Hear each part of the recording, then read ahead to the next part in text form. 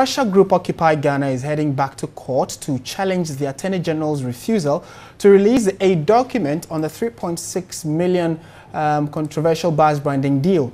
Lawyer Ace Ankoma, a leading member of the group, says the document that the group seeks contains recommendations by the Attorney General that some key officials involved in the deal be prosecuted. Now, after initially declining the disclosure, the Attorney General's department released all documents relating to the branding of 116 public buses to Occupy Ghana, but withheld one vital document which the group is heading back to court to get. Already, the document released by the Attorney General revealed that the decision to hand Smarties a contract to brand 116 buses for 3.6 million cedis was an, quote, extremely corrupt transaction, unquote. On the line now is a member of Occupy Ghana. He's a leading member of Occupy Ghana, Kesley Hayford, Sydney Kesley Hayford, and we will be speaking to him shortly to know what exactly has gone on in court. But the news generally is that the pressure group Occupy Ghana has headed back to court. We are told that they went back to court earlier today. And we've been joined on the line by Sydney Kesley Hayford. He is a leading member of Occupy Ghana. Good afternoon, Sydney. Thank you very much for your time. Good afternoon. To start with, has the case been heard? Hello? Yes, can you hear me, Sydney? Yes, I can hear you, but the line is very bad. I'll lift my voice a little. I was asking whether the case has been called and heard in court as you head back to court today. No, we have a scheduled date for the 1st of June. All right, so we know that this particular document you're asking for has seen some back and forth. What's the latest with regard to a response from the Attorney General's office? Well, like we've been saying, we have got the documents that we requested from the AG's department. So we have those in hand. There are 22 separate documents which we are sifting through. However, there's that one document that we are looking for, which is the advice letter that the AG wrote to the Chief of Staff in the President's office. And that is being held back for some reasons. As they say, this is privileged information.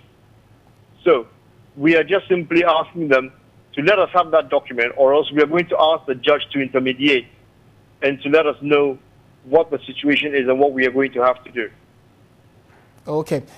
Initial information we had was that you were supposed to be in court today, and now that you've been asked to return on the 1st of June, as you're asking, what would you be doing in the interim?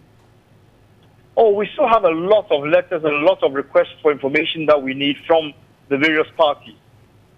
So we're waiting for the court date. We are still gathering all the evidence that we need to be able to prosecute the case. So we are going ahead with all the various institutions and asking them to provide us with the information we need to be able to close this case out. Every piece of paper that we receive makes the issue look even worse than it originally was.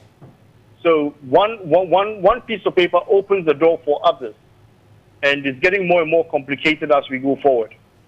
And my final question would be, we're told that you saw some jaw-dropping information in what you already have. Can you help us with some of them? Well, what we have put out in the public domain at the moment is very clear.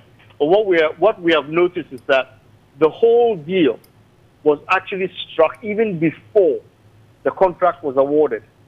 So even before a contract was issued and even before the procurement authority was asked to come to get involved, the buses are already been branded by Smarty on instruction from somebody whom we do not know yet.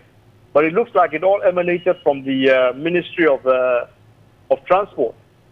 And we are yet to be very clear as to who signed what paper. And particularly, there also seems to be some instruction that came from the Office of the President. And we want to find out particularly who issued those instructions and had those buses branded before a contract was even awarded. Right. And with or without this particular document you're pursuing now, would it change anything? It will change a lot of things because we are insisting that despite the fact that the Transport Minister resigned, there are criminal issues involved here and people have to be prosecuted. So our whole process is to ensure that a culprit is identified and culprits are identified in the whole process. And all persons who broke the law, who broke the rules, who circumvented the regulations should all be punished and punished according to the law. So ours is not just a matter of getting the information. It's about ensuring that those who were actually participating in this whole deal are brought to book and are prosecuted accordingly. That's our whole reason for doing this.